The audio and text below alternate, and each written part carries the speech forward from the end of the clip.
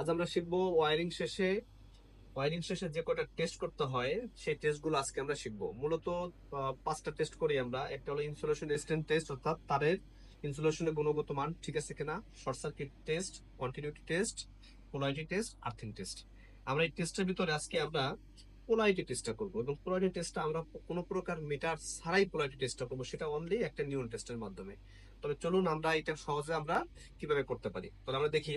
আমরা নিয়ম অনুসারে জানি যে সুইচের বা সকেটের নিচের অংশে আমাদের ফেজ থাকবে, কারণ আমাদের সুইচের নিচে আমাদের ফেজটা সংযোগ করা হয়, সেই হিসেবে আমাদের সকেটেও ফেজ কানেকশনটা নিচে থাকবে। তাহলে দেখি আমাদের নিচে আছে কিনা, আমরা সেভাবে দেখি সহজে। আমাদের এই যে যে নিউট্রাল বাসবারটা আছে, আমরা এখান থেকে নিউট্রালটা নিব। হ্যাঁ, নিউট্রালটা নিয়ে উপরে আমরা দিব, দেখছেন? হ্যাঁ, টেস্টারটা দেখেন জ্বলে উঠছে, তার মানে নিচে ফেজ আছে।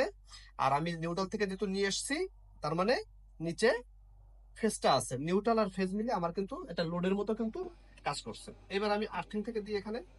আর্থিং থেকে জ্বলতেছে না, কারণ কি? আমার আর্থিং কিন্তু মাটির সাথে সংযোগটা নেই, এই কারণে। এবার আমি আরো কনফার্ম হওয়ার জন্য এবার আমি উপরে দিলাম, উপরের অংশে। এখান থেকে আমি এবার নিউট্রালে দিব। নিউট্রাল কখনো কি টেস্টার জ্বলবে? কখনো টেস্টার জ্বলবে না। কিন্তু আমি যদি এইটা যদি আমি ফেস থেকে দিই, তাহলে দেখেন কিন্তু আমার কিন্তু টেস্টারটা জ্বলে উঠতেছে।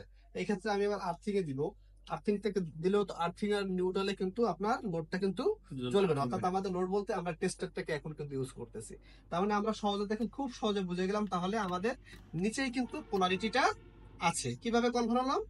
এই ফেসটা দেওয়া আছে, আমি ধরে নিলাম, আর এই নিউট্রালটা আমি এখানে সংযুক্ত দিব, তার মানে এটা লোডের মতো কাজ করতেছে। তাহলে আমি কনফার্ম হলাম যে আমার পোলারিটিটা এখানে ঠিক আছে নিয়ম অনুসারে। ওকে।